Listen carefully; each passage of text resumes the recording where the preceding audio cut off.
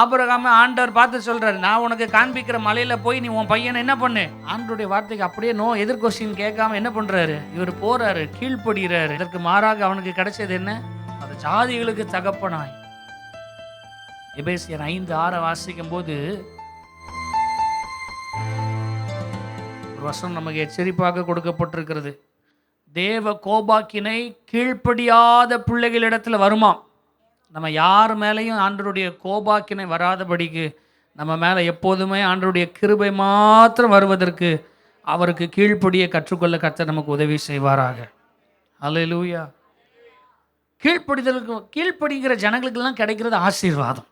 ஆபிரகாமை ஆண்டவர் பார்த்து சொல்றாரு, நான் உனக்கு காண்பிக்கிற மலையில போய் நீ உன் பையனை என்ன பண்ணு.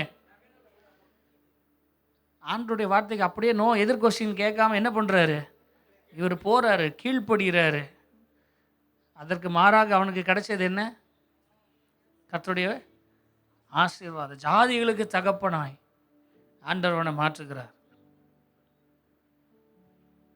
கீழ்ப்படிந்த விதவைகள் எலிசாவின் நிமித்தமாக, எலியாவின் நிமித்தமாக, எலிசா வாழ்ந்த காலங்களிலே இந்த விதவைகள் கீழ்ப்படிந்தது நிமித்தம் கர்த்தருடைய மனுஷன், தேவனுடைய மனுஷன் தனக்கு சொன்ன வார்த்தையின்படியே முதலாவது அடையை கொண்டு வந்து என்ன பண்ணி கொடுக்குறாங்க.